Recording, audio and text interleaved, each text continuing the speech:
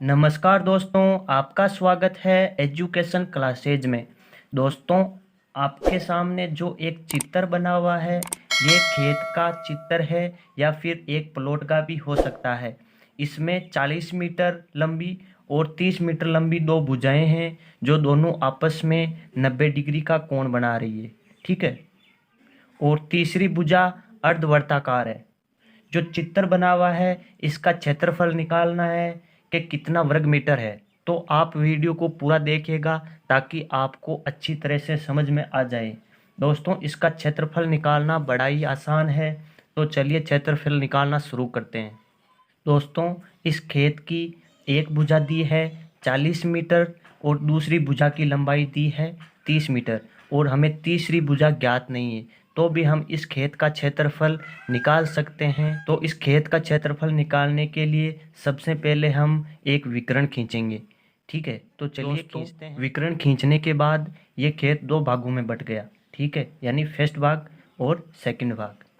दोस्तों, फर्स्ट भाग है वो है त्रिभुज और सेकंड भाग है वो है अर्धवर्त। ठीक है, यानी त्रिभुज का क्षेत्रफल हम इन दोनों भुजाओं से निकाल सकते हैं और अर्धवर्त का क्षेत्रफल निकालने के लिए हमें त्रिभुज की तीसरी भुजा की जरूरत पड़ेगी। यानी जो हमने विकर्ण खींचा है, इसकी लंबाई हमें पता होनी चाहिए।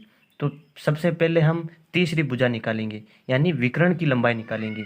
दोस्तों, जो त्रिभुज है वो है समकोण त्रिभुज और समकोण त्रिभुज की दो भुजाएं हमें पता है और तीसरी भुजा हम पाइथागोरस प्रमेय से निकालेंगे। तो चलिए सबसे पहले हम पाइथागोरस प्रमेय लगाते हैं। और दोस्तों, पाइथागोरस प्रमेय से हमें तीसरी भुजा कर्ण निकालनी है। यानी हमें आधार दिया है और हमें लंब दिया है और तीसरी भुजा कर्ण निकालनी है, यानी 90 डिग्री के जस्ट सामने वाली भुजा निकालनी है। तो कर्ण का फॉर्मूला आपको आता ही होगा। कर्ण बराबर रूट में होता है आधार का वर्ग प्लस लंब का वर्ग। अब दोस्तों, रूट बराबर दोस्तों आधार दिया है 40 मीटर। ठीक है, तो 40 का वर्ग प्लस लंब दिया है हमें 30 मीटर। ठीक है, तो 30 का वर्ग बराबर रूट दोस्तों 40 का वर्ग होता है 1600। ठीक है, और 30 का वर्ग होता है 900। अब इनको हम जोड़ेंगे तो हो जाएगा रूट बराबर 2500। ठीक है, अब दोस्तों 2500 का वर्ग होता है, देखिए 25 का होता है 5 और 2 जीरो में से 1 जीरो लिख देंगे, यानी 2500 का वर्ग होता है 50 मीटर और हमारी तीसरी भुजा आई 50 मीटर। ठीक है, 50 मीटर। ठीक है दोस्तों, अब दोस्तों हम पहले फर्स्ट भाग का क्षेत्रफल निकालेंगे, फिर सेकंड भाग का क्षेत्रफल निकालेंगे। दोस्तों, आपको त्रिभुज के क्षेत्रफल निकालने का फॉर्मूला आता ही होगा। तो पहले हम त्रिभुज का फॉर्मूला लिखते हैं। दोस्तों, त्रिभुज के क्षेत्रफल का फॉर्मूला होता है 1/2 इंटू आधार इंटू ऊंचाई। यानी आधार दिया है हमें 40 मीटर, यानी जो त्रिभुज टिका होता है वो होता है आधार और ऊंचाई होती है लंब। ठीक है, तो देखिए लिखते हैं 1/2 इंटू आधार दिया है हमें 40 मीटर। ठीक है, 40 इंटू ऊंचाई दी है हमें 30 मीटर, तो हम लिख लेंगे 30। ठीक है, अब दोस्तों हम 2 से 40 को काट लेंगे 20 बार। ठीक है, यानी हो गया 20 इंटू 30 और 20 इंटू 30 होगा 600 वर्ग मीटर। ठीक है, यानी दोस्तों त्रिभुज का क्षेत्रफल आया 600 वर्ग मीटर। ठीक है, यानी फर्स्ट भाग का क्षेत्रफल आया 600 वर्ग मीटर। अब हम सेकंड भाग का क्षेत्रफल निकालेंगे, यानी अर्धवर्त का क्षेत्रफल निकालेंगे। ठीक है दोस्तों, और अर्धवर्त के क्षेत्रफल निकालने का फॉर्मूला आपको आता ही होगा। तो चलिए अर्धवर्त का फॉर्मूला लिखते हैं।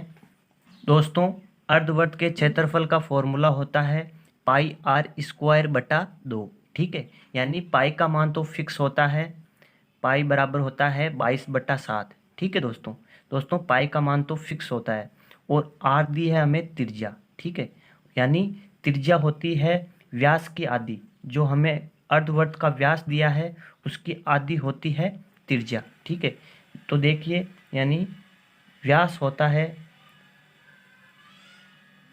2 गुना, यानी व्यास होता है त्रिज्या का 2 गुना। ठीक है, अब हमें त्रिज्या निकालनी है तो हम व्यास में 2 का भाग देंगे, तो व्यास बटा 2, और हमें व्यास दिया है 50 मीटर, तो 50 बटा 2 हो जाएगा, त्रिज्या हो जाएगी 25 मीटर। ठीक है, यानी त्रिज्या होती है व्यास की आधी, यानी 25 इधर और 25 इधर। तो देखिए अब हम फॉर्मूले में लिखते हैं, तो हो जाएगा पाई का मान दिया है हमें 22/7।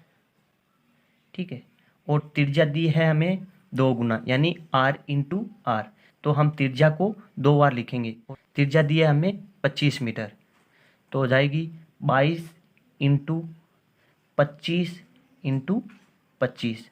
ठीक है, और बट्टा में हो जाएगा 2, यानी ये 7 के गुणा में आ जाएगा।